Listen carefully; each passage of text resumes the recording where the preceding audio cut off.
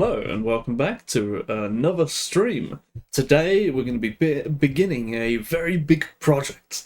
We're going to be reading Aristotle's Metaphysics. I spoke about this last stream, and this is a book I've been I can't even say procrastinating on because I've been afraid of this book. This is one of, historically speaking, this is one of the most important books of all time. And in philosophy, it's probably the most important book, as far as I've heard.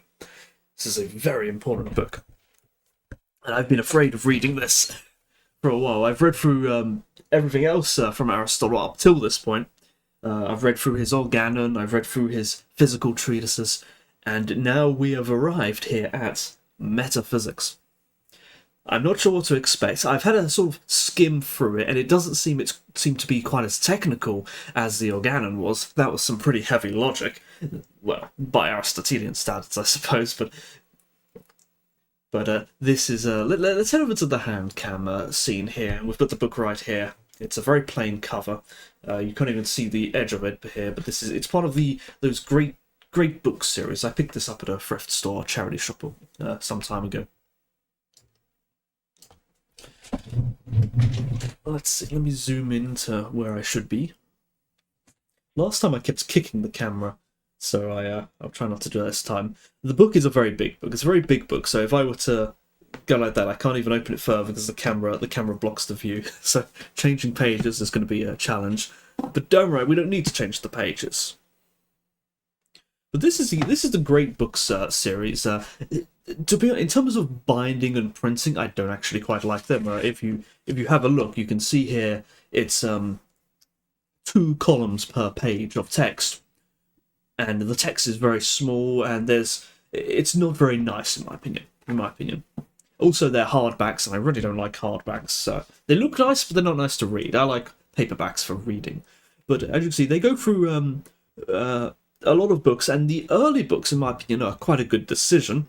You know, of course, you've got Homer and Plato and Aristotle and Herodotus, Thucydides, and and then you even go to, and then even some of the sort of early mathematicians and scientists that are arguably worth having. You've got like Euclid and I thought there was I said Euclid and these are quite good to have. And then you've got like some of the sort of the Christian authors like Augustine and Aquinas. However, I think after the 15th century, I think it kind of begins to lose its way. You start getting, as modern-day science appears, each one of them is arguably as intelligent and writes as substantial work as the works of Euclid and Archimedes and all that. But there are so many of them. And also the same with the other histories, and so the list becomes quite big, and you start getting names which, like Lavoisier and Fourier and Faraday, and no one's really going to read these. They're not in their full works, at least, unless you're really interested in the history of that sort of stuff. So I think by the closer it gets to the modern age, the more confused it becomes. But that doesn't really matter. But what we're reading here is Aristotle. Aristotle's, blimey, that's quite bright. I'll see how the brightness goes. If I put my hand over it, it's fine, but I'll see how the brightness goes. I may have to close my window a little bit to adjust the brightness, but we've got Aristotle here. His one is broken into 2 books. We've got the volume 1 here. And let's skip past the biographical note. We'll see what we've read up until this point. So you've got the Organon here. This is his treatises on logic. I don't like the word treatises. It sounds a bit too posh. His books on logic. And these here, I think this total here, it's about 200 pages. So the entirety of the Metaphysics is going to be about as big as the Organon.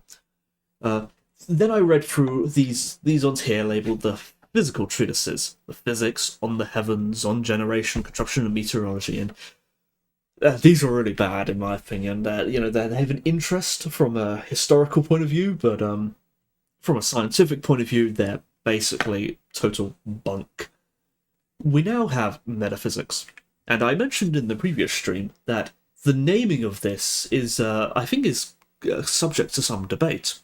The word metaphysics itself is subject to some debate by this. the word metaphysics, it comes here from Aristotle. This is where the word comes from, this very book.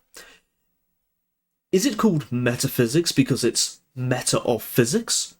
Or does the physics refer to the book called Physics up there in the physical treatises? And this is meta, the book Physics. It doesn't really change anything. The content of the physics book is physics anyway, so it's sort of, it doesn't really change much.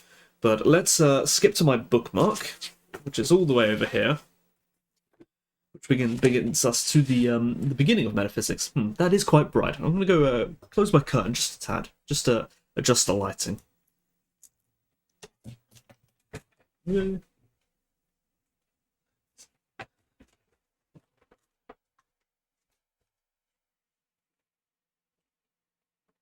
I don't really want it to be too dark though, because that's not good for my eyesight.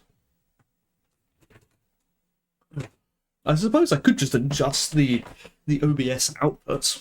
That could work. Let me move my chair in the wrong way.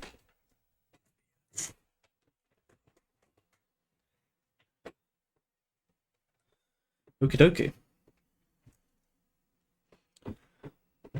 This is probably good enough to read. But, so how we're going to go through this is I'm simply going to read until my focus gives in. That's about it. I'm not going to attempt to read each book at a time, because as you can clearly see, book 1 is a great deal bigger than book 2. And some books are very long. So we're simply going to read until our focus gives in. Perhaps we'll get an hour in, perhaps we'll get 2 hours in, maybe we'll even get more, but I'm predicting 2 hours. That's about my limit. Oh, it's really quite dark. One moment, I've got an idea. I've got a clever idea. I'm going to go to, which one is it? Cam. Properties. No. Filters. The lighting suddenly changed. Why did the lighting suddenly change? Did you see that? It really suddenly changed. I kind of like it now. No, I'm going to effects, color correction, brightness, contrast. Just going to bump it up a bit. And we can adjust that as we go along. We'll see how we go. Okay, but we're gonna start here with book 1, which I assume is going to be a bit of an introduction chapter, but you can never be sure. There's not always introduction chapters with these sorts of things. Let me move I'm going to move my microphone a bit closer. It was in the corner there. But let's see what these chapters say. We've got the advance from sensation. Oh no, I can zoom in a bit further. Also, because the book is quite thick, these parts here near the crease become hard to read.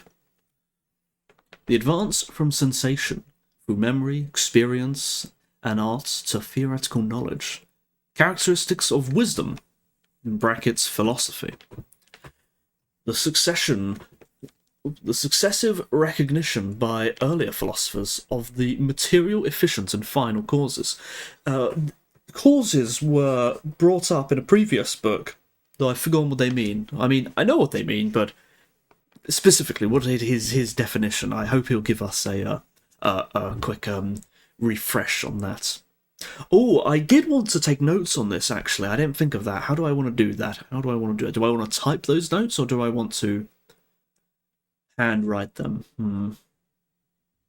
I'll think of it once I get to a point where I think I want to write this down. The Pythagorean and Eleatic schools. The former recognizes vaguely the formal cause. The Platonic philosophy. It uses only the material and formal causes. The relation of the various systems to the four causes.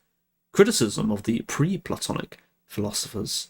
And criticism of the doctrine of ideas. Ideas refers to forms, Plato's theory of forms. It's the same word, I think.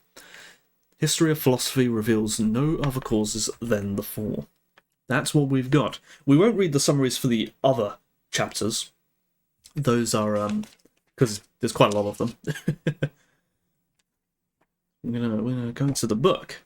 Okay, let me think. I got to think about this note-taking thing. I can't No, I can't type from this position, so I want to handwrite. So I need to go find myself a notebook. I need to find myself a notebook that I haven't already filled up. There was one in this drawer, I think. There is. Miscellaneous 1. No, that's already filled up. I can't use that.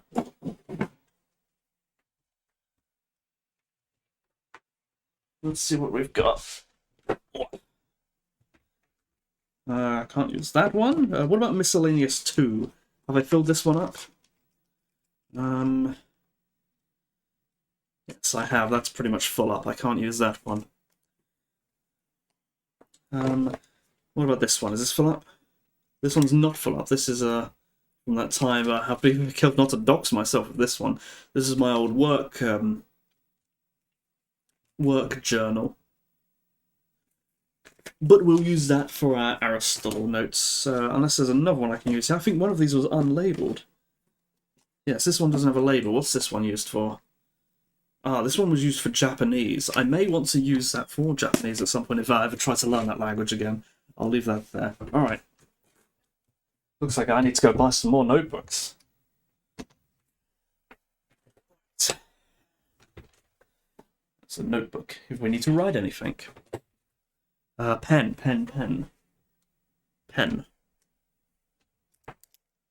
If we need a pen. Okay. Although I suspect it's going to be a bit of a slow start as we try to remember how to read Aristotle. He has even in English, there is always a style of a writer. Even in an English translation, I mean. So it's always a bit of a challenge. You have to get used to the way they write. In Aristotle, there's a very unpleasant, has a very unpleasant way of writing. Alright, we're already almost 20 minutes in and we haven't read a single page, so why has it suddenly got super bright? Can I zoom in and change that? I think I can. Okay. I'm going to need to bring it up up that high, I suppose. And I think that will be the positioning for it.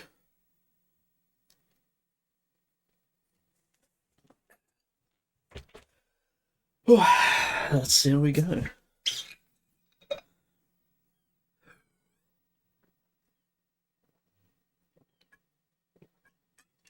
I imagine once I properly get started, I'll get a lot more comfortable and not be so afraid of it.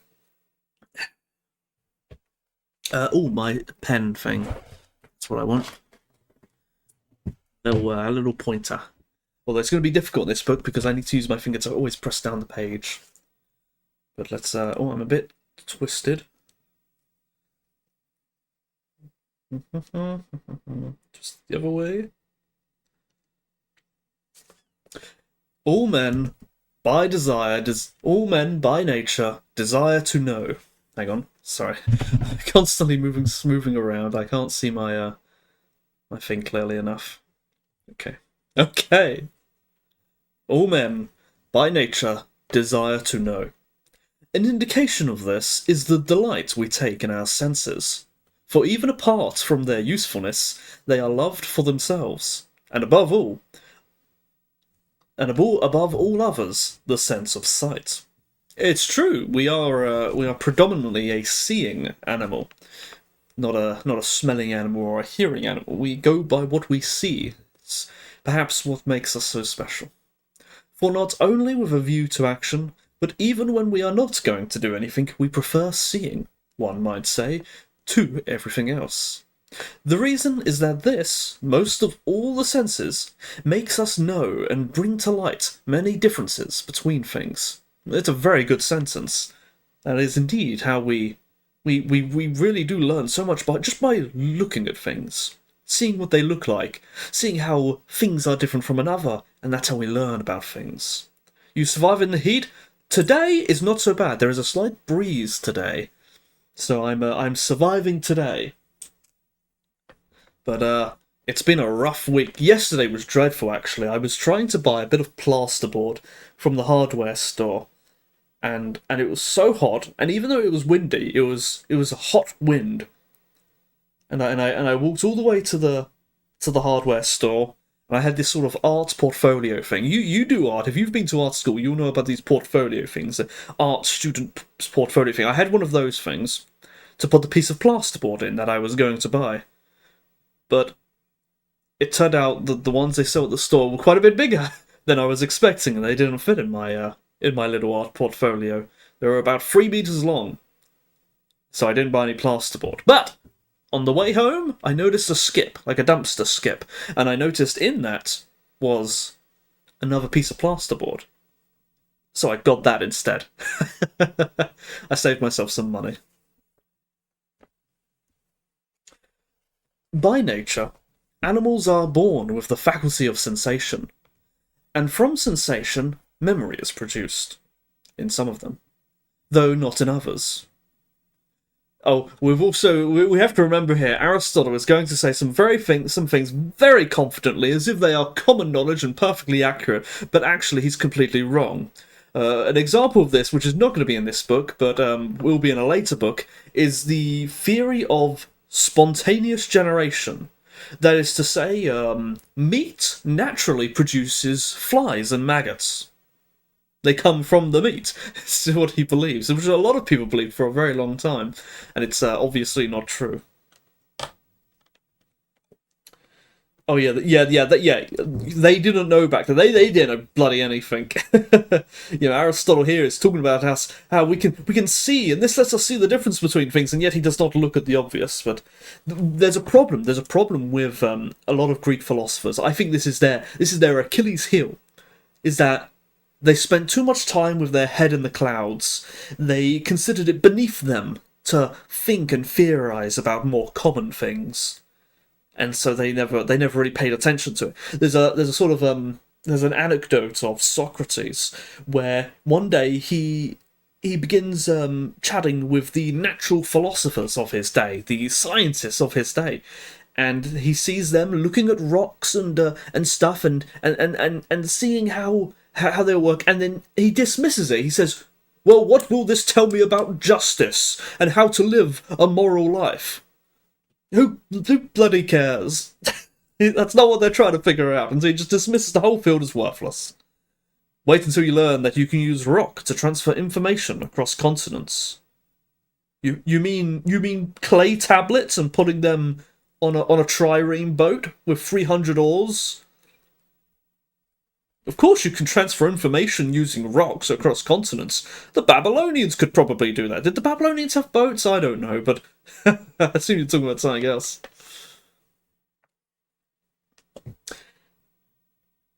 Although not in others.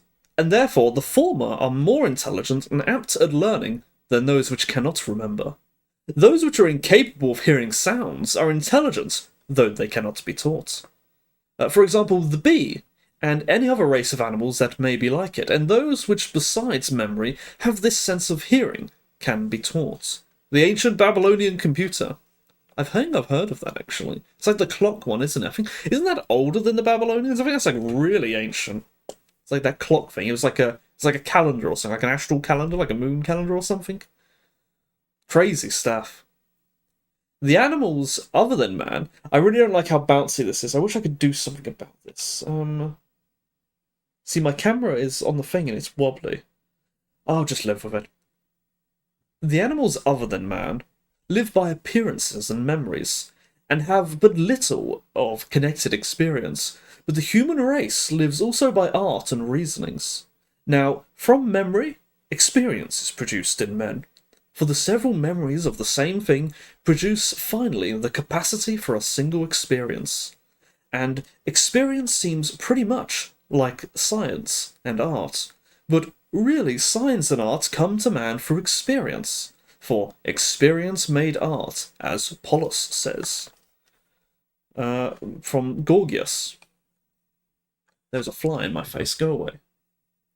This is what I get for opening windows. But in experience, luck. Now, art arises from when many notions gained by experience, one universal judgment about a class of objects, is produced. That is a horrible sentence, but I think essentially what they're saying. I think they're using the word art here to sort of mean like like a craft, like a technical ability, not so much painting, like the art of doing something. I think that's what they're referring to here, and then by experience you figure out how to do it. For to have a judgment that when Callias was ill of this disease, come on, book. This is why I don't like hardbacks. The pages are so stiff. When Callias was ill of this disease, this did him good. And similarly, in the case of Socrates, and in many individual cases, is a matter of experience. But to judge that it has done good to all persons of a certain constitution, marked off in one class when they were ill of this disease, i.e. to phlegmatic or to bilious people, when burning with fever, this is a matter of art. I see. It's going to take a while to figure out what Aristotle's talking about. It's just his writing style. Even in the translation, it's impossible. I really don't like how bouncy it is. I'm so upset about the bounciness. There is nothing that can be done.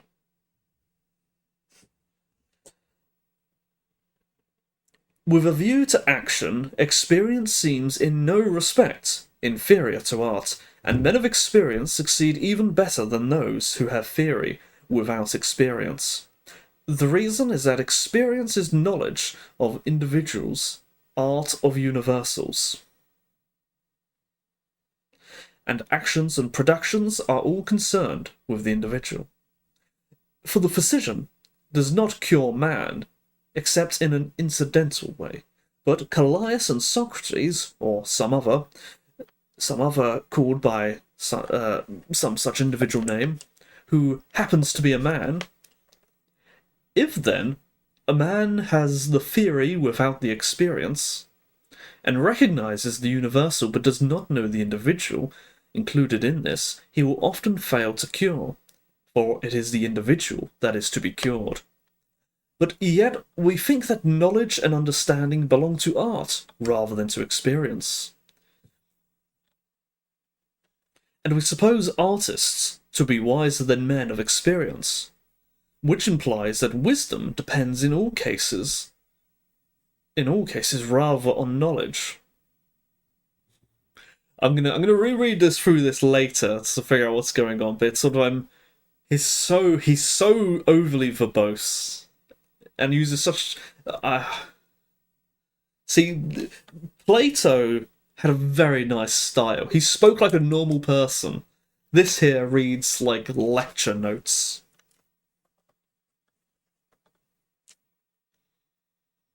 I lost where I was.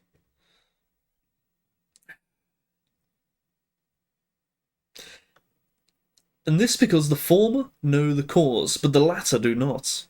For men of experience know that the thing is so, but do not know why, while the others know the why and the cause. I kind of get what he's talking about. It's like, you can't just do theory stuff. You've got to get your hands dirty too. Yeah, that's a good way of wording it. See, that's what Socrates would say. He would say, you've got to get your hands dirty, and it all makes sense. That's exactly what he's saying. Well, the others know the why and the cause. Pen indeed.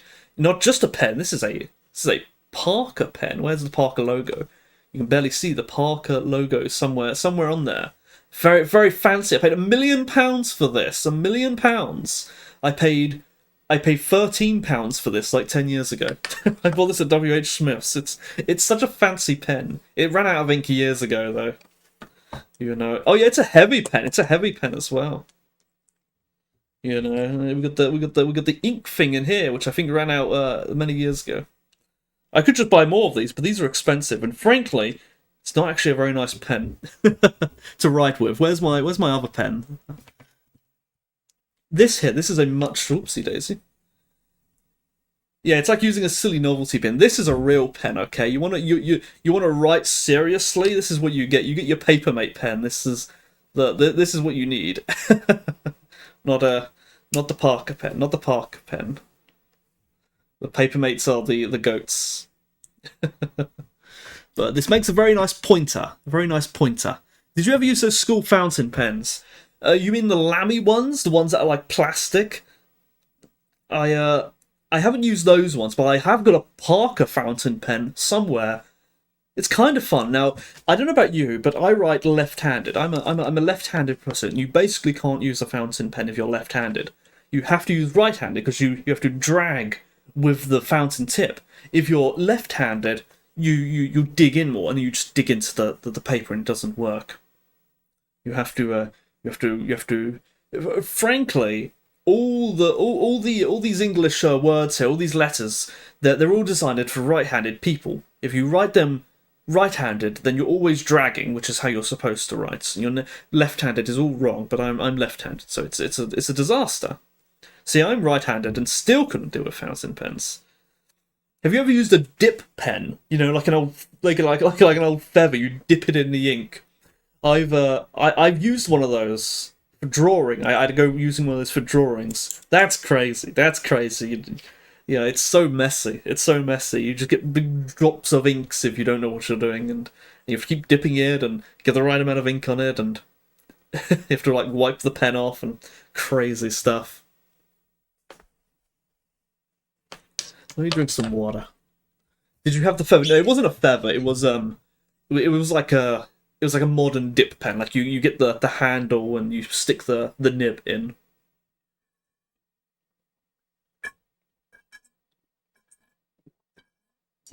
Could totally use a feather. I mean, you know, you see a feather on the ground, they're not too uncommon.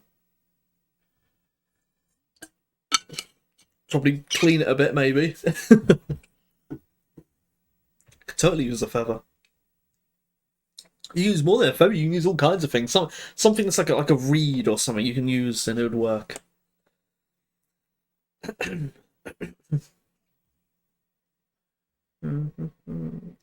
I feel like not all feathers work. It has to be like the right thickness, I think, and the right kind of like hardness or something I expect. It's about the right size.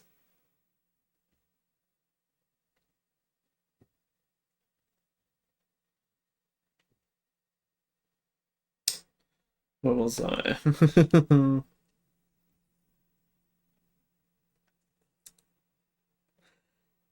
Hence, we think also that master workers in each craft are more honourable, and know in a truer sense, and are wiser than the manual workers, because they know the cause of the things that are done. We think the manual workers are like certain lifeless things which act indeed, but act without knowing what they do, as fire burns. He's trashing on the manual labourers here. But while the lifeless things perform each of their functions by a natural tendency, the labourers perform them through habit. Thus we view them as being wiser, not in virtue of being able to act, but of having the theory for themselves and knowing the causes. And in general, hang on, my whole book is twisted, my whole camera's twisted. And I'm twisting the page to make up for it, but it's not working. Bro, it's hella getting cancelled. It's so true, it's so true. Wait till you hear him talk about animals. He doesn't believe like animals have souls.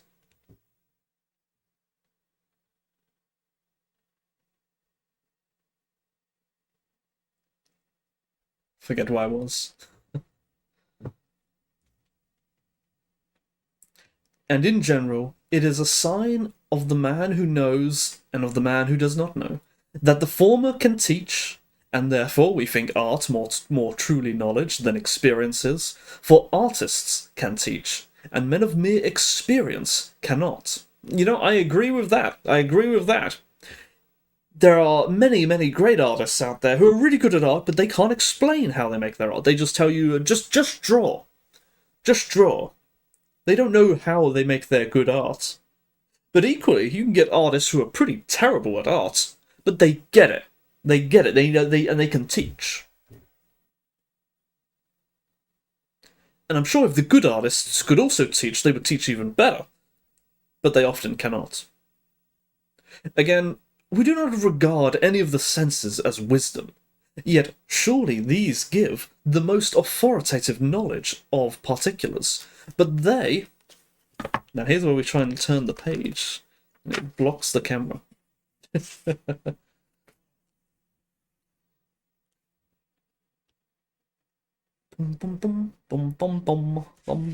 But they do not tell us the why of anything. For example, why fire is hot. They only say that it is hot.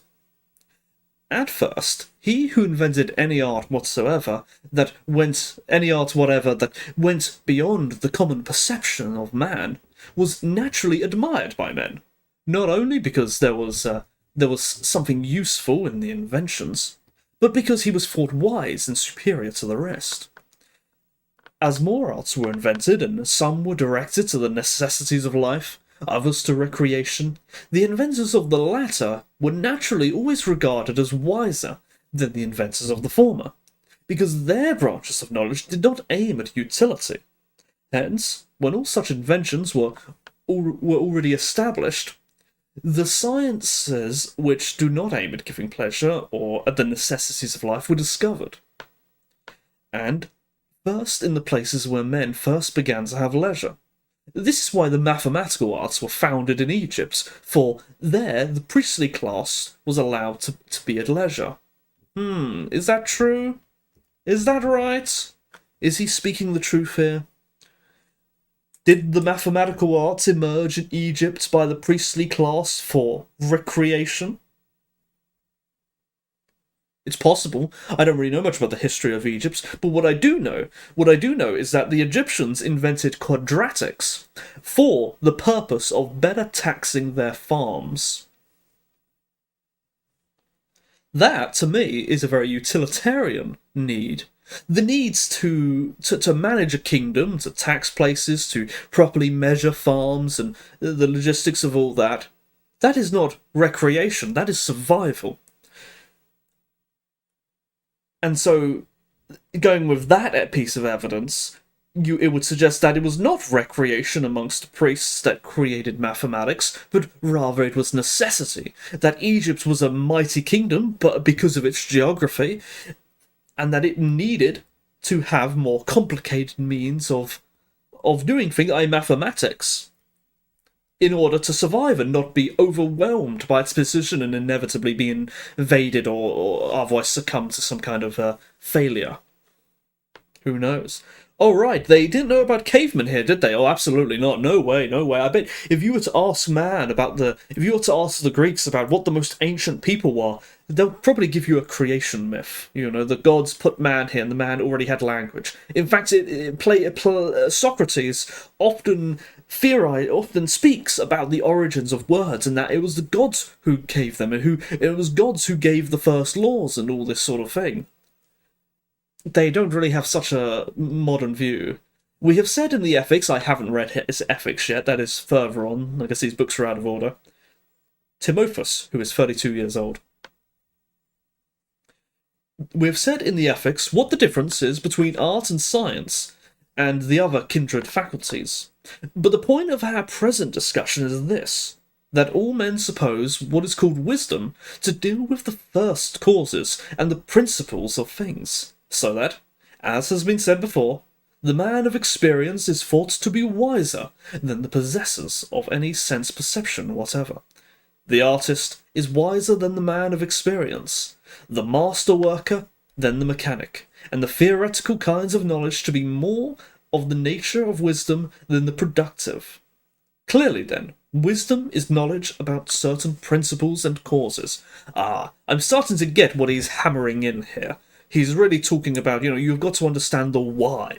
Why? I remember, in fact, I was studying science at college many years ago. And I confess I was that guy. I was that guy who, when the teacher said something, I asked why. I wasted the class's time asking why. Everyone else was simply content to receive the answer and memorize it to answer on the test. But I was curious about this trivial classroom topic, and I wanted to know why. For me personally, you understand something a lot better if you know why it is.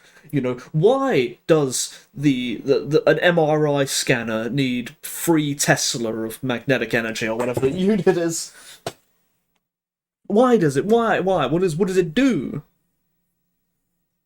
What would happen if it was more than that or less than that? Why? What connection does that have with the water molecules or whatever? Why that number?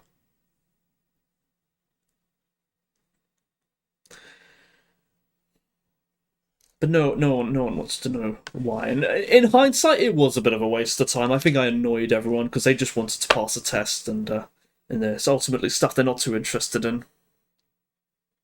Hang on, did we read the end of that sentence? Again, oh yeah, we did. Branch of knowledge of the sciences, and also that is so did we see no more? We didn't. No, we didn't. Let's go back. Let's go back. We didn't read this bottom part. Since we are seeking this kind of knowledge, we must inquire. No. We all love the guy who asks why, because it may break some. Oh, perhaps so, perhaps so. It definitely did. Well, actually, it depends. It depends. See, some people really don't like thinking. They really don't like that kind of curiosity kind of thing. They really hate it. And so for them, uh,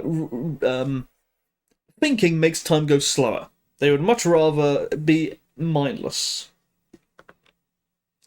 Since we are seeking this kind of knowledge, we must inquire of what kind are the causes, and the principles of knowledge of which is wisdom.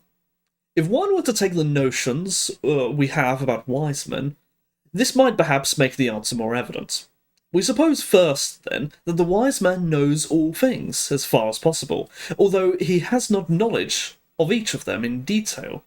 Secondly, that he who can learn things that are difficult and not easy for man to know is wise. Sense perception is common to all, and therefore easy, and no mark of wisdom. Well, you gotta know what you're looking at, right? Again, that he who is more exact and more capable of teaching the causes is wiser in every branch of knowledge, and that of the sciences. Also, that which is desirable on its own account, and for the sake of knowing. Now, can I make this book behave nicely? What if I put something underneath it?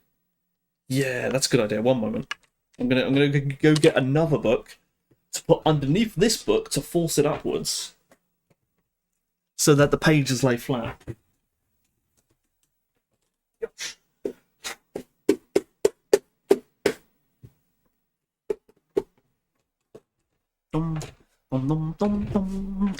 I really liked science. That was really fun. I should tell you about my idea for a chemistry simulator video game that I think would be really great, but I have no means of making.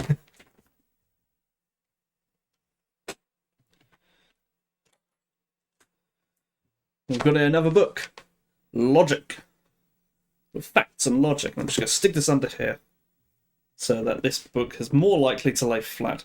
Kind of sounds like bro is saying that always yapping is helpful, and the blue colours are working. Yeah, that's pretty much it. I agree. That's what they tend to do. I'd say it's the big problem of the Greeks, that they believe that their knowledge of the higher things is the only thing that's worth knowing, and if you don't know these things, you're dumb and you don't have any wisdom at all. It's the arrogance of the philosopher. At Ramnor. No, what does Ramnor do? He's like, he's never spoken about his work. But he goes through a lot of jobs, I think, so I assume he does probably. Oh, I have no idea. I have no idea. No, he's a lawyer, isn't he? Isn't Ramnor a lawyer? That's a pretty fancy job. Probably, and that's associated with justice. So the Greek philosophers would probably like him. He was. Oh dear, he got disbarred. Oh dear.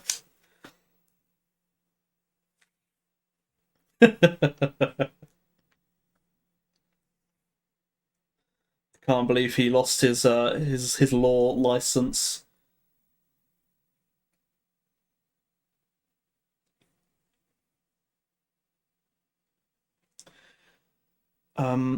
Sake of knowing, it is more of the nature of wisdom. I don't like how he's put wisdom in capital letters here. I don't like that. I think his sense of justice didn't match the justice system. He's saying he got disbarred. He lost his law. He lost his license to practice law. No, I assume he's still perfectly qualified. He probably just didn't enjoy it. I wouldn't enjoy it. Like, a lot of the laws in the UK here are terrible. I wouldn't enjoy having to defend those.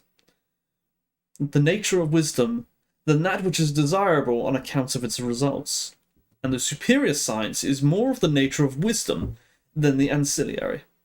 For the wise man must not be ordered, but must order, and he must not obey another, but the less wise must obey him. Yeah, here we go. The less wise must obey the more wise. You will follow the philosopher king.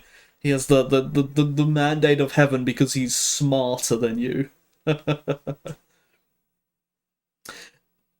Such and so many are the notions, then, which we have about wisdom and the wise. Now, of these characteristics, the mandate of Plato, you've got the mandate of Sophia. Now, of these characteristics, that of knowing all things must belong to him. Now, of these characteristics, that of knowing all things must belong to him who has in the highest degree universal knowledge, for he knows in a sense, all the instances that fall under the universal. And these things, the most universal, these are like speaking of all things, like a rule, like a law. The universal are on the whole the hardest for men to know, for they are the farthest from the senses. And the most exact of the sciences are those which deal most with first principles, for those which involve fewer principles are more exact than those which involve additional principles, for example, arithmetic, then geometry. But the science which investigates causes is also instructive in a higher degree, for the people who instruct us are those who tell the causes of each thing. The mandate of Olympus. And understanding and knowledge pursued for their own sake are found most in the knowledge of that which is most knowable. For he who chooses to know for the sake of knowing will choose most readily that which is most truly knowledge, and such is the knowledge of that which is most knowable. And the first principles and the causes are most knowable, for by reason of these, and from these, all other things come to be known, and not these by means of the things subordinate to them. And the science which knows to what end each thing must be done is the most authoritative of the sciences, and more authoritative than any ancillary science. And this end is the good of that thing, and in general the supreme good is the whole of the nature. Oh yeah, now the Greeks here, they're also obsessed with the good and justice. And they apply everything, and they say, well, the universal of all of reality is good. Completely oblivious to the fact that good does not really exist outside of living things, and even more specifically, living things which are in competition with each other, and I suppose maybe even living things which are collaborative with one another. I don't know. Like, what's good for a virus? What's good for a rock? It's nonsense. It's a survival sort of thing. It's a social thing, right? The good and the supreme good in the whole of nature. Judged by all the tests we have mentioned, then, the name in question falls to the same science. This must be a science that investigates the first principles and causes, for the good, i.e. the end, is one of the causes.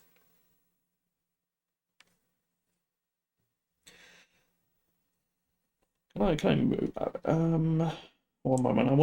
I've got like a thing holding the camera to the tripod thing here. I want to move it so it's facing the other way because I keep knocking it. That's maybe a bit better. Well, now I knock it from the other way, huh? Whatever. This is not a history. This is not a science of that. It is not a science of production is clear, even from the history of the earliest philosophers. For it is owing to their wonder that men both now begin and at first began to philosophize. They wondered originally at the obvious difficulties, then advanced little by little and stated difficulties about the greater matters. For example, about the phenomena of the moon, and those of the sun and of the stars, and about the genesis of the universe.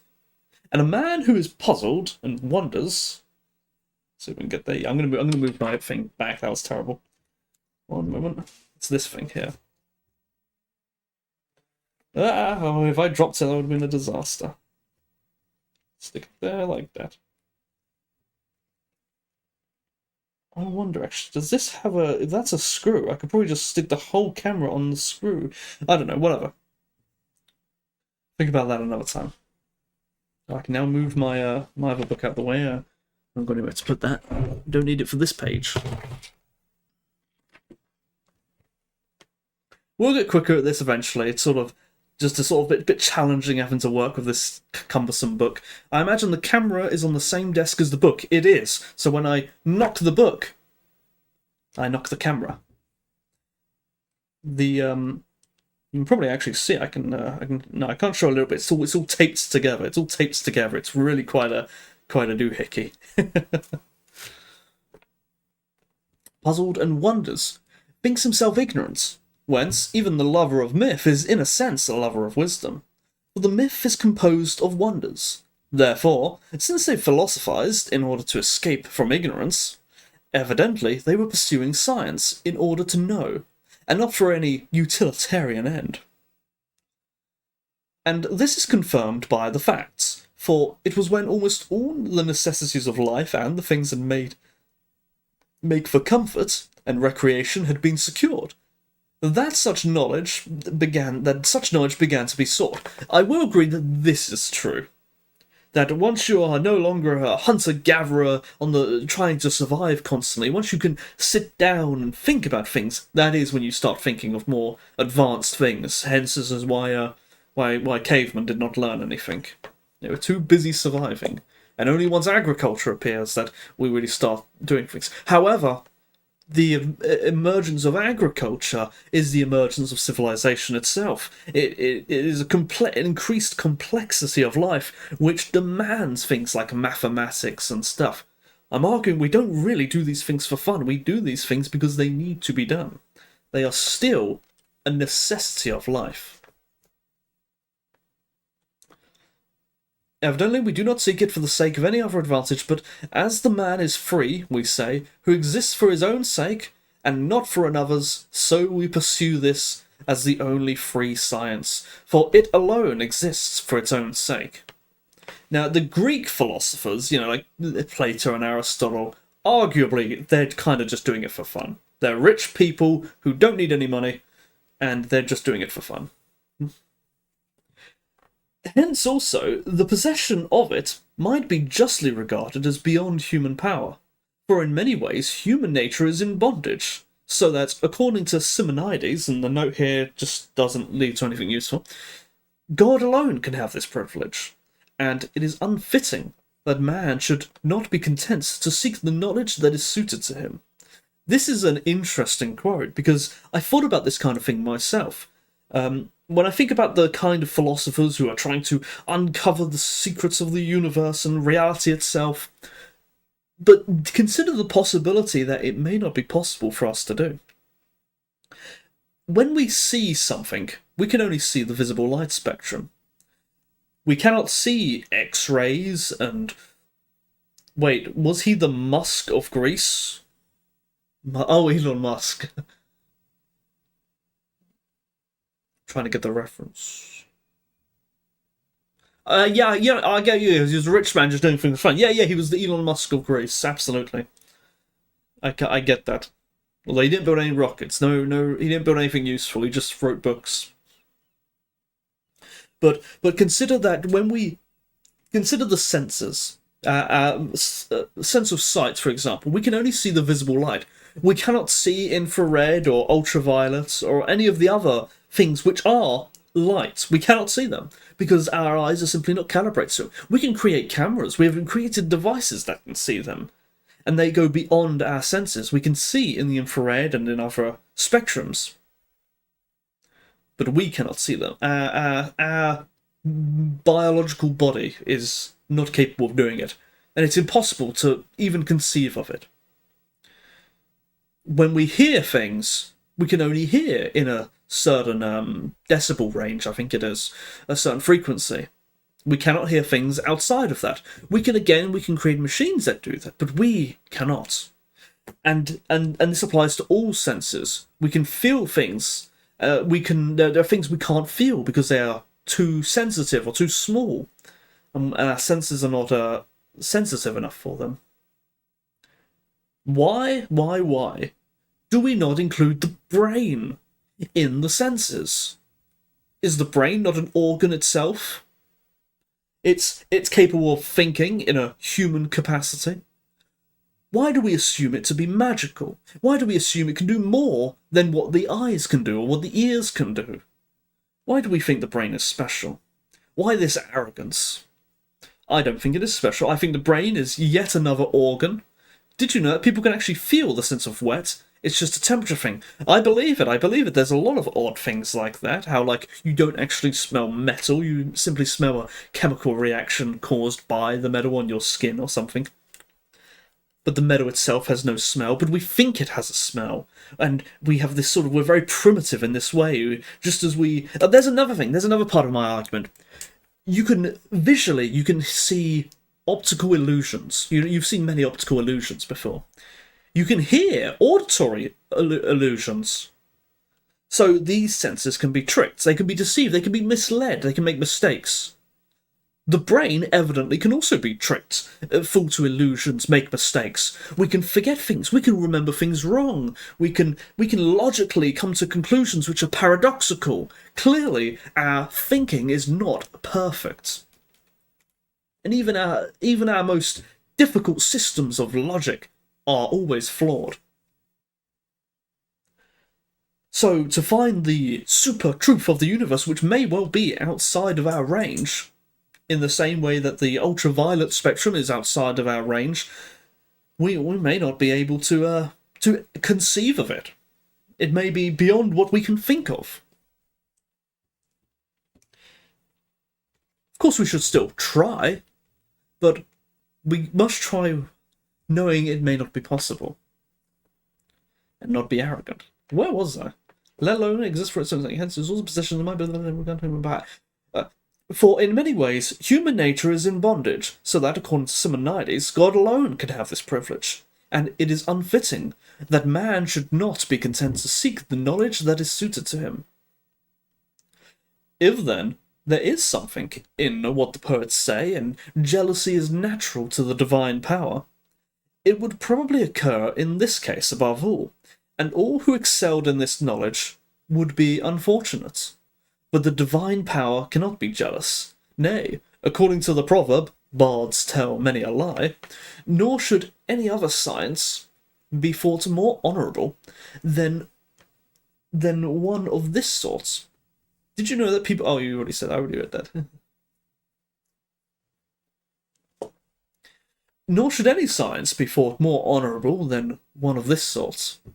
For the most divine science is also the most honourable, and this science alone must be in two ways most divine. For the science which it would be most meet for God to have is a divine science. They've used the word meet here in a way I think that I'm not used to. And so is any science that deals with divine objects, and this science alone has both these qualities. For one, God is thought to be among the causes of all things, and to be a first principle, and two, such a science... The camera's distorting my view.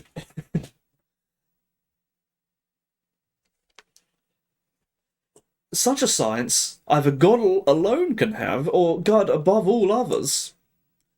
All the other science, indeed, are more necessary than this, but none is better. There's an interesting sort of bit of, I guess, trivia here. He refers to God in the singular, even though this is a Greek who lived in a pantheistic world with many gods. Which god is he talking about? Well, he's not really talking about any particular god. He's clearly talking about a monogod. This sort of god that is more Christian than Greek. You see, Zeus is the head of gods, but if he meant Zeus, he would have said Zeus.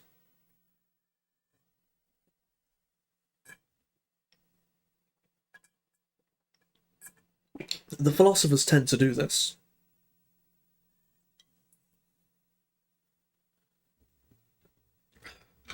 They very quickly on picked onto this idea of a single god that was the embodiment of all reason and all knowledge and all, all the mono thing, like a sort of Gnostic sort of god. And they don't really care much about the pantheon gods. Yeah, ahead of his time. It's interesting that he was allowed to print this, because you could almost argue it's impious. Yet the acquisition of it must, in a sense, end in something which is the opposite of our original inquiries. For all men begin, as we said, by wondering that things are as they are. As they do about self-moving marionettes. They had marionettes in ancient Greece, that's crazy. Or maybe they're just talking about, like, maybe there's no automation here. Maybe they're just talking about a puppet man who's hidden behind a curtain or something. Not those fancy, like, French mechanical ones. Surely not. Thousands of years ago. Or about the solstices, or the incommensurability of the diagonal of the square of the side. Okay, Euclid. Oh wait, no, that's Pythagoras, the incommensurability of the diagonal of the square of the side. For it seems wonderful to all who have not yet seen the reason, that there is a thing which cannot be measured, even by the smallest... Oh, we got a big... I'm going to have to scroll up, they went off my screen. Oh, one moment, let me reach the end of this sentence. It went off my screen. They had the string dolls. On the other hand, we created the language, the system in which we assign our own subjective perception to it, and when we discuss it and debate it on being real or not, let me increase the size of my screen so I can actually see it on. I've got a very small chat window. And when we discuss it and debate on being real or not, we inevitably have come back to the system in which this concept operates. That it is a subjective and anthropocentric in addition to pure objective reason, and that we can have no access to it. We also have the paradigm in which it all makes sense to us, although it can be different for different people. I still feel like creating this paradigm we created a little reality for us. Yeah, I agree completely. I think it's we live in this. We're tunnel visioned in what only we can conceive of, and we have no ability to break out of this. Maybe you might be able to say mathematics is breaking out of that, where we reach like levels of knowledge and sort of logic and stuff that are completely paradoxical, but follow rules which are observed to be correct and must be correct. And even though it makes no sense to us, even though we see it as a contradiction, but it is correct. Maybe that's a way we can break out. In the same way how we can create cameras and stuff that can see beyond what our eyes can see. They're still real, even though to our eyes they look wrong. Maybe we can create something that to our mind looks wrong, seems wrong, but it is right, and we have to trust that. But then, in a sense, it's sort of like we cannot appreciate it because we don't get it. Did I read this part? I think this was so ignorance. Did I? What am I doing? A man? There's no sense of production is clear from the history of this. I didn't read this. I've completely lost where I was. Let's see. First principles. Where was I? What language is this? No. See, for a second there, I thought you had written something in Greek, and I was gonna see if I could read it, but there's no Greek letters here. No, he's Something. It's ASCII, you may have heard of it.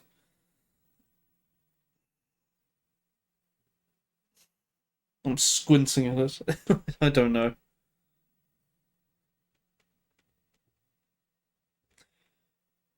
Whatever. I gotta figure out where in this book I was. See, the trouble with this book is that there's virtually no like paragraph indentations. It's very if you lose where you are, you're toast. Such and such and the notions we have of wisdom. As in the most exacts of sciences, first principles, higher degree, people who instruct us, tell us the causes of things. Did I read this? This feels like ages ago.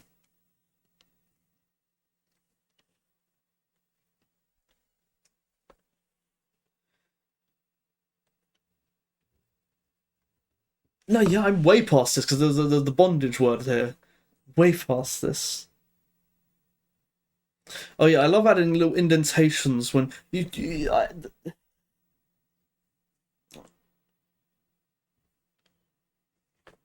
it's painful. Yeah, we read that. The Acquisition. That says Hiller, not. It's a bit blurry there. It says Hiller. It's two L's.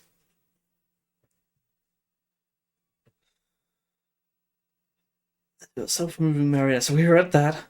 We cannot must end in the contrary. I think this is. Yeah. Yes. This is where we were. Oh, I found my place.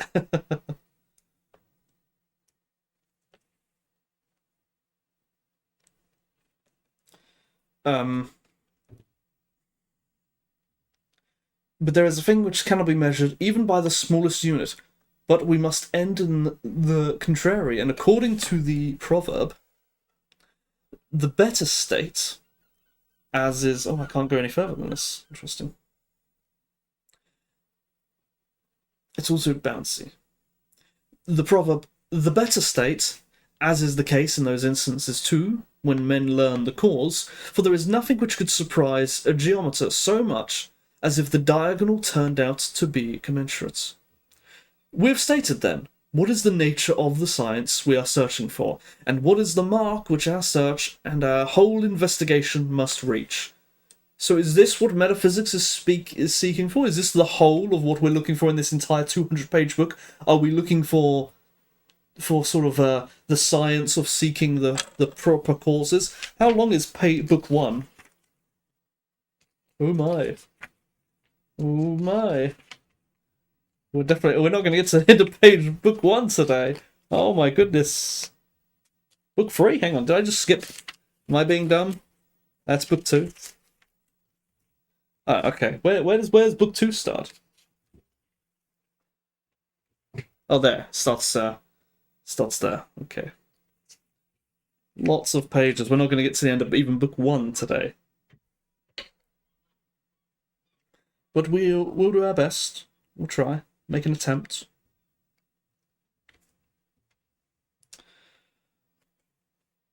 Evidently, we have to acquire knowledge of the original causes.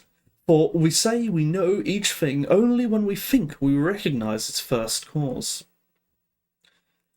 And causes are spoken of in four senses. In one of these we mean the substance, i.e. the essence, for the why is reducible finally to the definition, and the ultimate why is a cause and principle. Yes, this is ringing a bell. He wrote about this in a previous book. This idea of substance and the causes and that sort of thing. And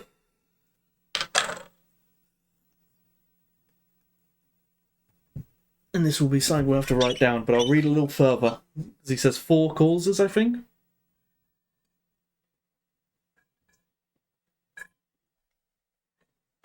And these are probably going to reappear many times in the book, so I'll want to have a note for them. In another, the matter or substratum. In a third, the source of the change. And in a fourth, the cause opposed to this, the purpose and the good. For this is the end of all generation and change. We've studied these causes sufficiently in our work on nature. Yes, that was physics. Maybe I better check my notes on physics, and that'll help me there. But yet let us call to our aid those who have attacked the investigation of being and philosophized about reality before us. For obviously they too speak of certain principles and causes to go over their views, then will be of profit to the present inquiry. For we shall either find another kind of cause, or be more convinced of the correctness of those which we now maintain.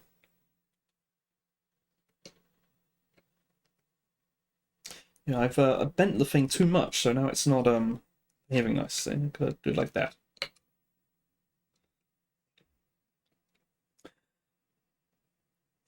Of the first philosophers, then, most thought the principles were of the nature of matter, were the only principles of all things. They're speaking of the elements here, like all is earth, all is water, that sort of thing. That which of all things that are consist. The first from which they come to be, the last into which they are resolved. The substance remaining, but changing in its modifications. This, they say, is the element and the principle of things, and therefore they think nothing is either generated or destroyed, since this sort of entity is always conserved. As we say, Socrates neither comes to be absolutely, when he comes to be beautiful or musical, nor ceases to be when he loses these characteristics. Because the substratum, Socrates himself, remains. Just so, they say, nothing else comes to be or ceases to be, for there must be some entity. Whoa, guys, look, EM dash, you see that EM dash? EM dash, this was written by AI, I can't believe it. The ancient Greeks had AI. Yeah, AI has ruined the EM dash. It's atrocious. For there must be some entity, either one or more than one, from which all things come to be, it being conserved. Yet they do not all agree as the number and the nature of these principles. Thales, the founder of this type of philosophy, says the principle is water.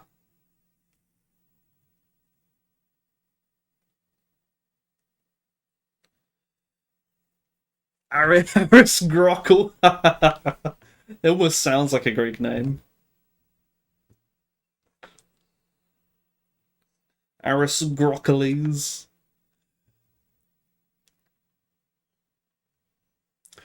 The principle is water, for which reason he declared that earth rests on water, getting the notion perhaps from seeing that the nutriment of all things is moist, and that heat itself is generated from the moist, and kept alive by it, and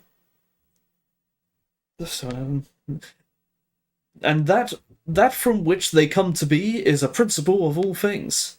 He got this notion from this fact, and from the fact that the seeds of all things have a moist nature, and that water is the origin of the nature of moist things.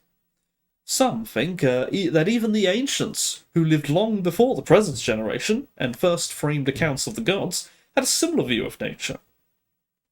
For they made Ocean and Tethys the parents of creation, and described the oath of the gods as being by water, to which they gave the name of Styx, for which is the oldest is most honourable, and the most honourable thing is that by which one swears. Cavemen mentioned.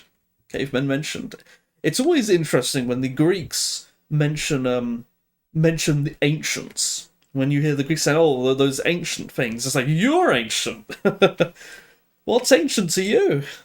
Well, the Egyptians are often ancient to the Greeks. Frankly, the Egyptians are ancient to the Greeks. But I think that the Greeks thought they were a bit more ancient than they actually were. Maybe we'll be ancient at some point as well. Imagine that. That'll be not too bad. They'll look at me and they'll be very confused and say, "Hang on a minute, what century is this guy from?"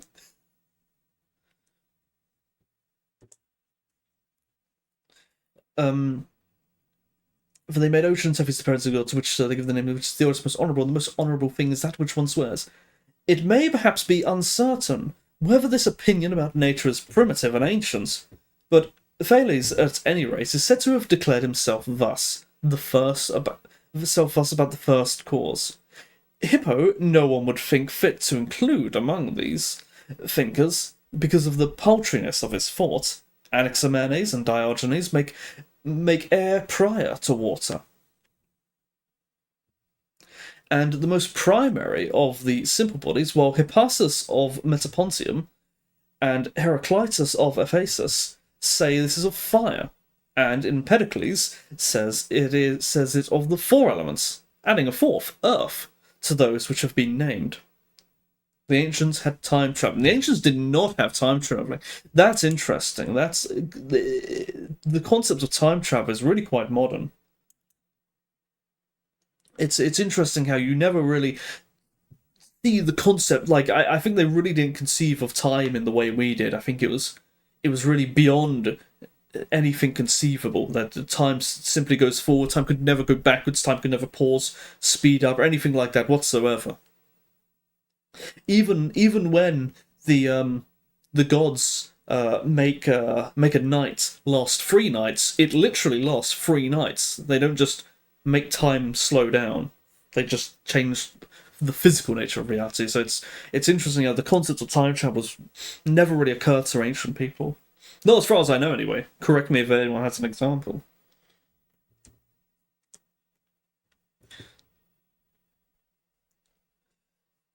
So those which have been named. For these, he says, always remain and do not come to be, except that they come to be more or fewer, being aggregated into one and segregated out of one. I thought Empedocles had this sort of idea of love and strife. Maybe I'm thinking of someone else. In some physical sense, it doesn't exist. Yeah, it's like a concept. We think of time, but does time really exist? Or maybe that's more for the scientists, I suppose. Hello, Slushy. Welcome. We're tackling the most important philosophy book in the world, the Aristotle's Metaphysics. It's about 200 pages long, and we're about 2 pages into it. There's a guy called Averroes who was said to have read this book 40 times, and he said he still didn't get it.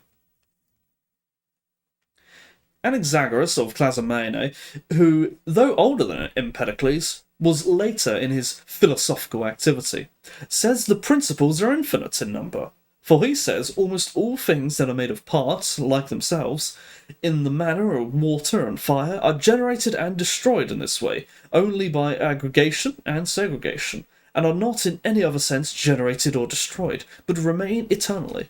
From these facts, one might think that the only cause is a so-called material cause.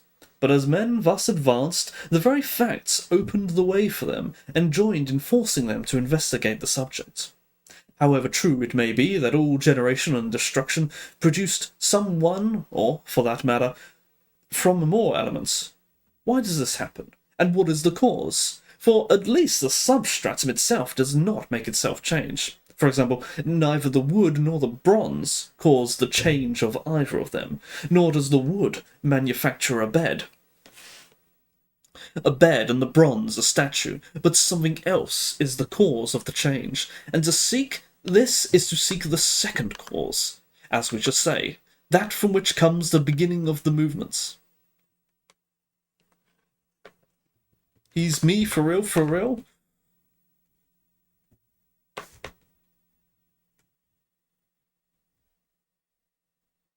I have no idea. Oh, water! Something about water. Yes, they were talking about water before, how everything is water. As we should say, that from which comes the beginning of the movements.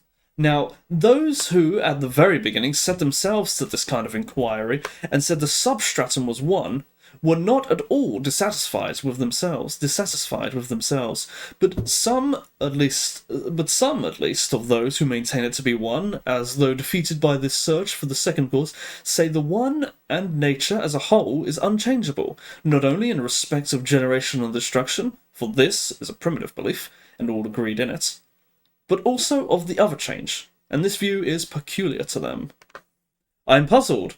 How did they experience boring task, if not as time passing slowly, or being drunk as having fun of the opposite. Indeed, they must surely have had some concept of the what do you call it? The not the fluidity of life, the flexibility of life, the flexibility of time. And whether they understood it or not, they must have at least surely conceived at the idea that time does change speed. But I've seen no yet evidence of that. No, that was for the guy who read it 4 times and didn't understand. No, there was a guy who read this book here, 40 times and didn't understand it. Maybe I'll read it 4 times and not understand it.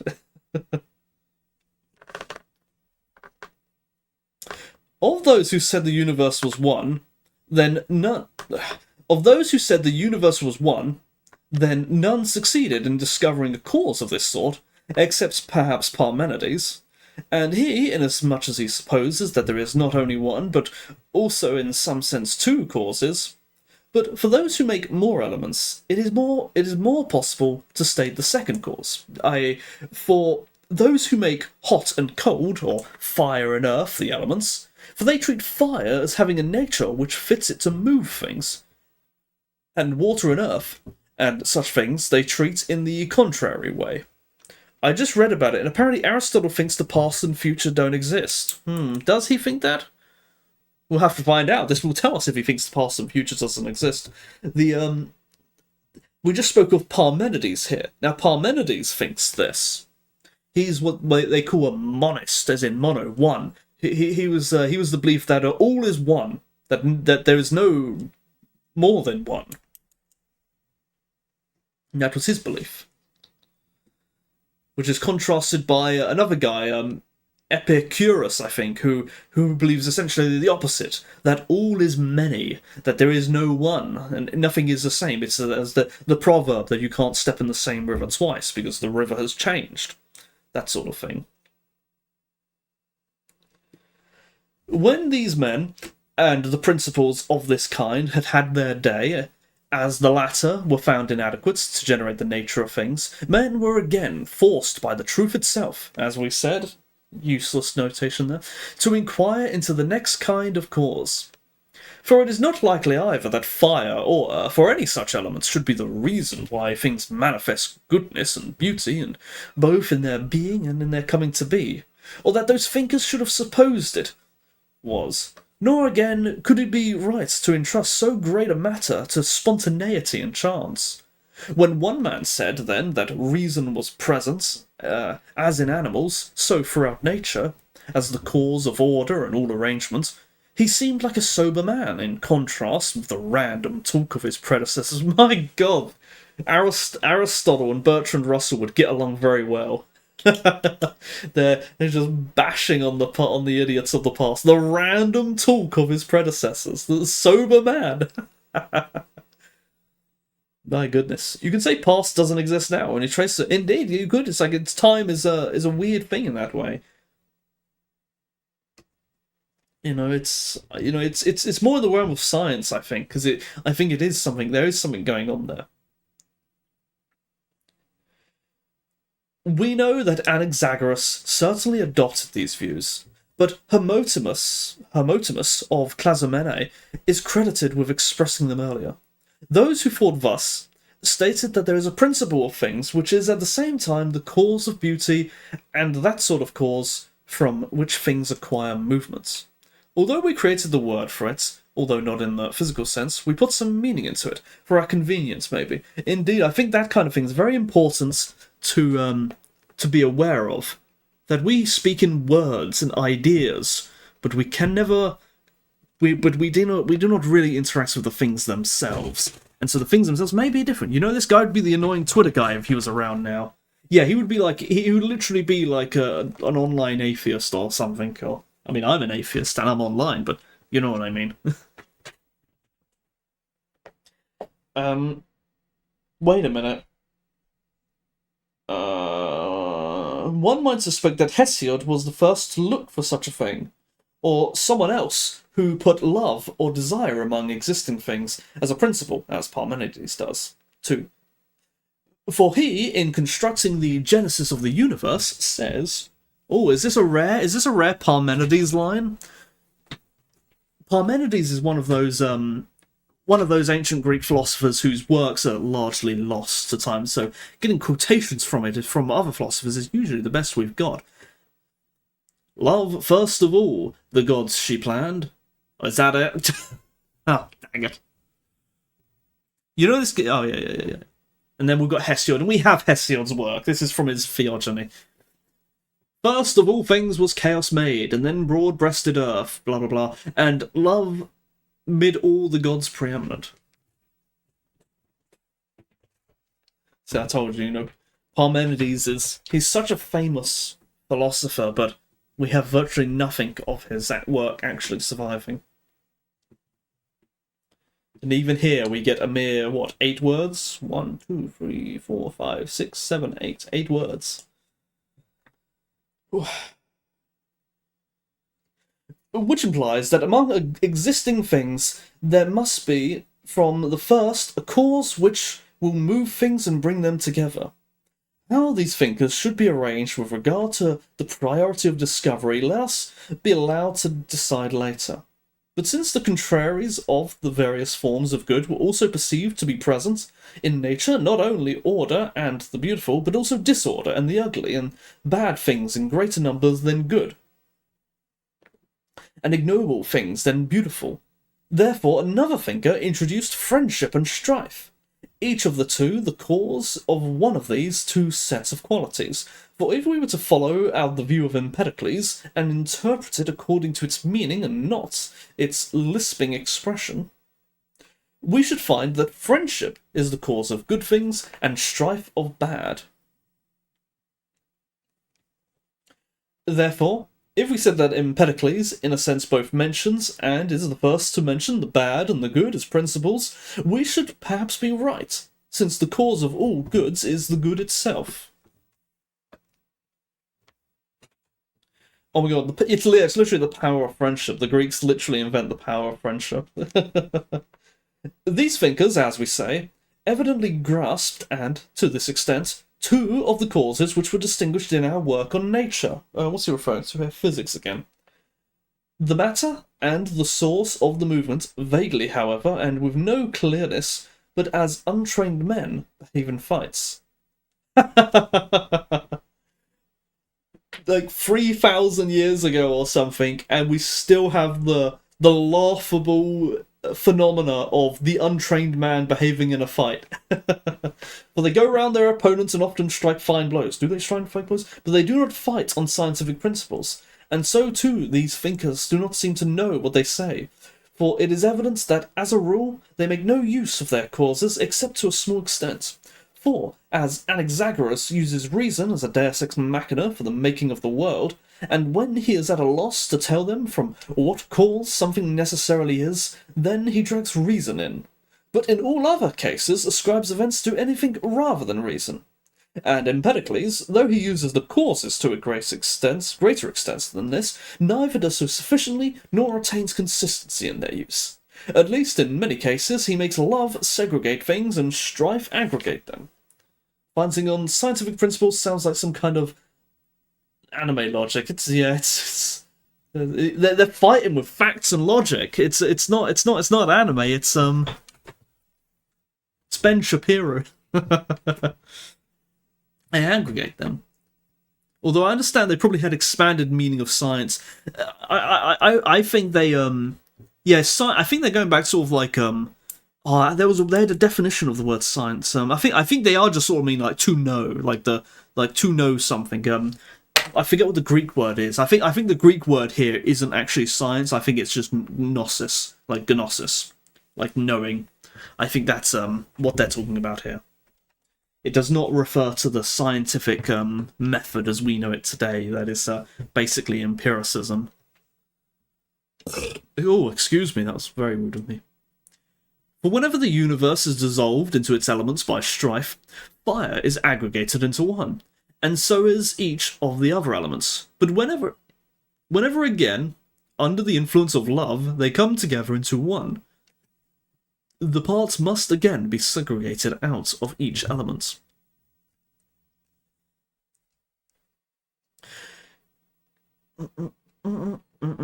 Empedocles, then, in contrast with his predecessors, was the first to introduce the dividing of this cause, not positing one source of its movements, but different and contrary sources. Again, he was the first to speak of the four material causes, yet he does not use four, but treats them as two only. He treats fire by itself and its opposites, earth, air and water as one kind of thing. We may learn this by the study of his verses. The fact that he hasn't quoted anything here leads me to suggest that also none survive. The philosopher, then, has spoken of the principles in this way, and made them of this number. Leucippus and his associate Democritus say that the full and empty are the elements, calling the one being and the other non-being, the full and solid being being, the empty being non-being. I hate it when they use the word being. Whence they say, being is no more than non-being, because the solid, no more, is then the empty. And they make these the material causes of things, and as those who make the underlying substance one generates all other things by its modifications, supposing the rare and the dense to be the sources of the modifications.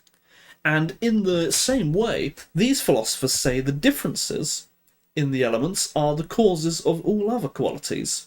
These differences, they say, are three: shape and order and position. For they say the real is differentiated only by rhythm and intercontact and turning, and of these, rhythm is shape and intercontact is order and turning is position. For A differs from N in shape, AN from NA in order, sideways H from H in position. How did they type this? What on earth? The question of movement, whence or how it is to belong to things, these thinkers, like the others, lazily neglected. Regarding the two causes, then... Oops, sorry, I'm always moving this camera. Regarding the two causes, then, as we say, the inquiry seems to have been pushed thus far by the early philosophers. Nani? Nihongo Jozu, Sharko. Contemporaneously with these philosophers, and before them, the so-called Pythagoreans, who were the first to take up mathematics, not only advanced this study, but also having been brought up in it, they thought its principles were the principles of all things, since of these principles numbers are by nature the first.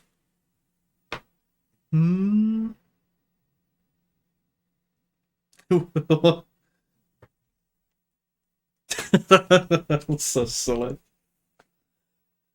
And in numbers, they seem to see many resemblances to the things.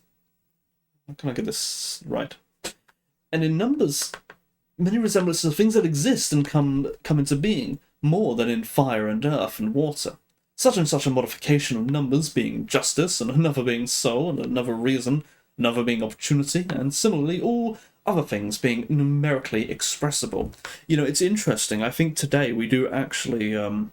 we are closer to this than anything else. You know, we don't think that all is water or all is fire, but I think that some do believe that all is number. It's entirely possible.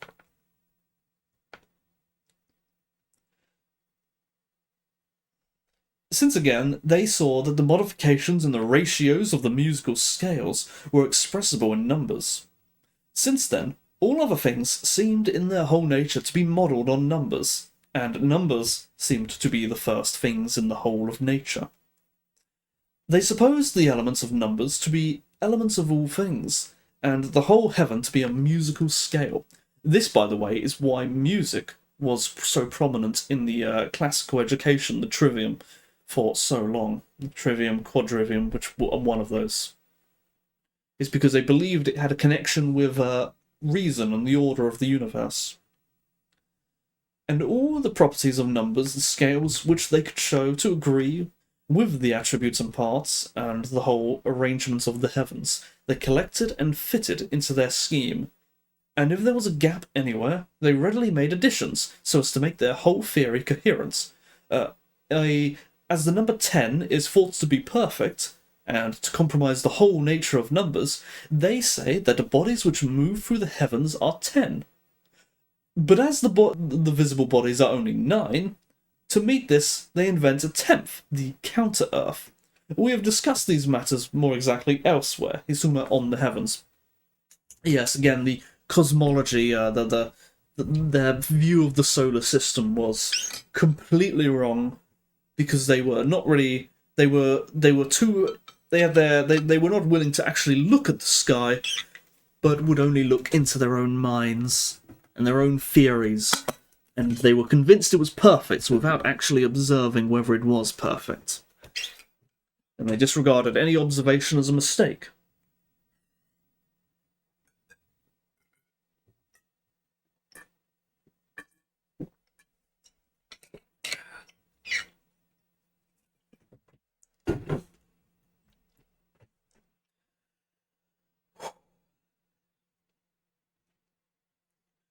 But the object of our review is that we may learn from these philosophers also what they suppose to be the principles, and how these fall under the causes we have named. I think they did their best. I don't think they did their best. I think they could have done a hell of a lot better. I think they spent far too much time accepting theories without testing them. Of course, they only had their eyes. They didn't have telescopes and mathematical instruments and stuff of that nature. But I think they did a terrible job, frankly. I think it was their arrogance that limited them.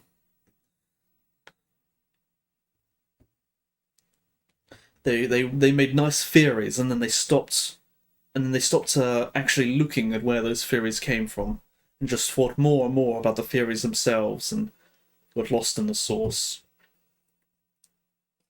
But the object of our review is that we may learn from these philosophers also what they suppose to be the principles and how these fall under the causes we have named. Evidently, then, these thinkers also consider that number is the principle, both as matter for things and as forming both their modifications and their permanent states, and hold that the elements of number are the even and the odd, and that the latter is limited. Of these, the latter is limited, and the former unlimited, and that the one proceeds from both of these, for it is both even and odd. And the number from the one and the whole heaven, as has been said, is numbers. Other members of this same school say that there are 10 principles, which they arrange in 2 columns of cognates: limit and unlimited, odd and even, one and plurality, right and left, male and female, resting and moving, straight and curved, light and darkness, good and bad, square and oblong. In this way, Alcmaeon of Croton seems also to have conceived the matter, and either he got this view from them or they got it from him, for he expressed himself similarly to them. For he says, most human affairs go in pairs, meaning not definite contrarieties such as the Pythagoreans speak of, but any chance contrarieties, i.e. white and black, sweet and bitter, good and bad, great and small. He threw out indefinite suggestions about the other contrarieties. But the Pythagoreans declared both how many and which their contrarieties are. Yes, it is just a lesson that we can infer from it, but sadly they were limited by pride, as you describe. I just thought of it deterministically. Now, there is one argument to be made that everything becomes obvious in hindsight. You know, it's obvious to us how to invent many of the things that we've invented. They seem easy and obvious, such as the metal lathe and the metallurgy. But it took millions of years for man to reach that point. And so we cannot really say that, oh, it was obvious for the Greeks to have discovered modern scientific methodologies. Maybe it's not as obvious as we think. From both of these schools, then, we can learn this much. That the contraries are the principles of things, and how many of these principles are and which they are, we can learn from one of two schools. But how these principles can be brought together under the causes we have named has not been clearly and articulately stated by them. They seem, however, to arrange the elements under the head of matter. For out of these, as immanent parts, they say substance is composed and moulded.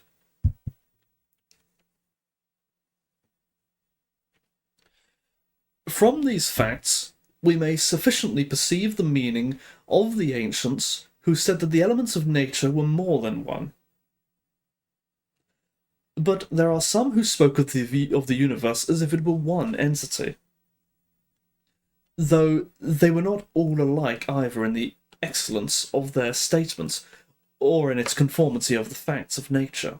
The discussion of them is in no way appropriate to our present investigation of causes, for they do not, like some of the natural philosophers, assume being to be one, and yet generate it out of one, as out of matter, but they speak in another way. Those others had changed since they generate the universe, but these thinkers say the universe is unchangeable.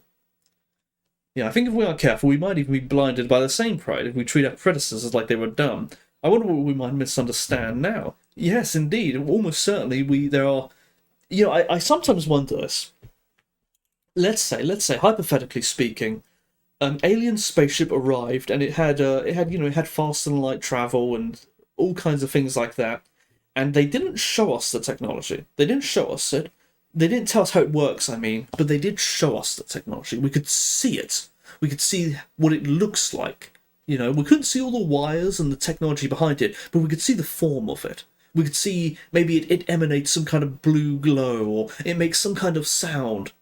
And I guarantee that if we saw just that, within maybe a few generations or even less, we would have the same technology. Because once we know it exists, then we have confidence in seeking it out.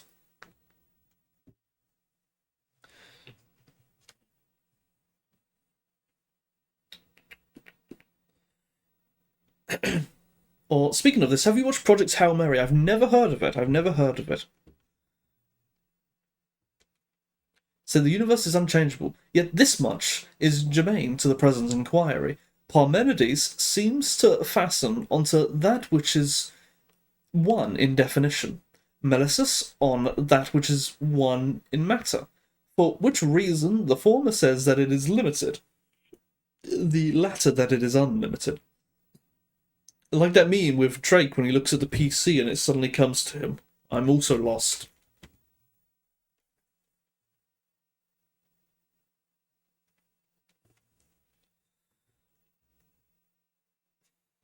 While Xenophanes, the first of these partisans of the One, for Parmenides is said to have been his pupil. Well, I didn't even know that. I thought Parmenides was a founder of that school. Gave no clear statements, nor does he seem to have grasped the nature of either of these causes, but with reference to the whole material universe, he says the One is God.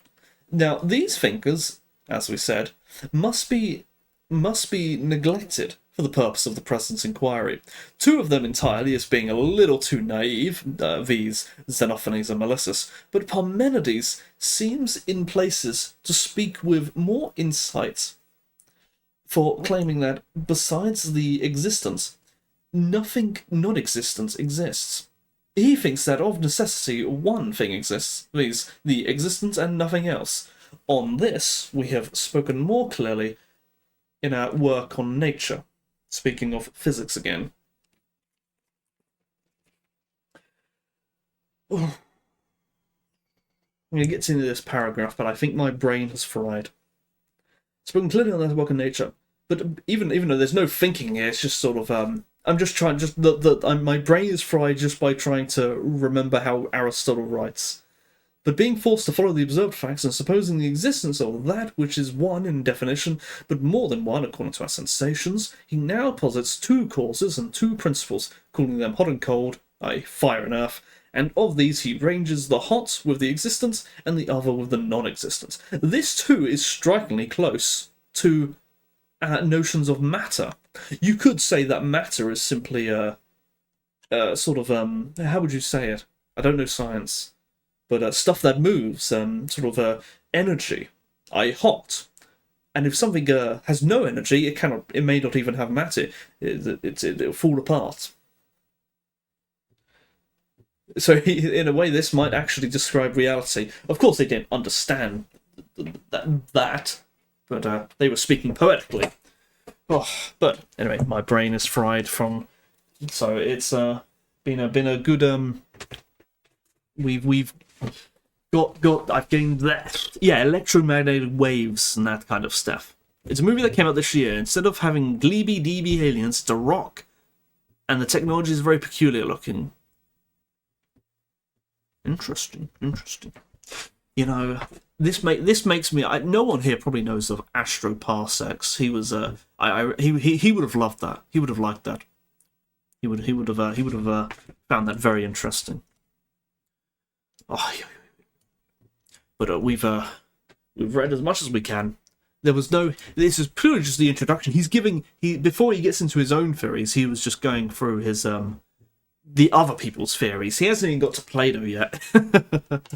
So these are just sort of these are the people before Plato, the pre-Socratics.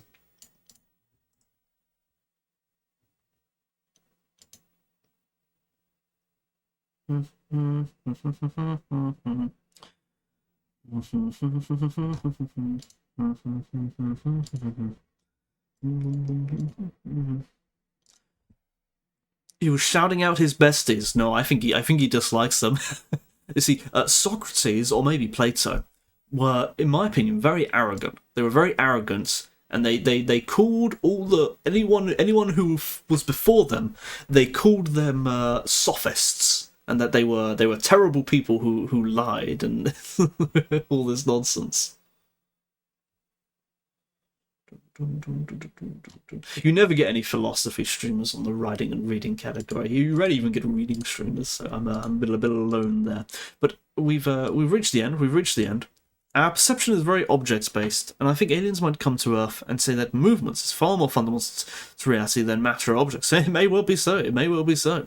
You know, we see things at such a big scale, all things considered. Like we you know, I mean, we don't even see atoms, and atoms could be seen as as an object, but we don't really see movement itself. Like, we think of movement of something and it makes sense, but what if movement can exist in itself? Yeah, exactly.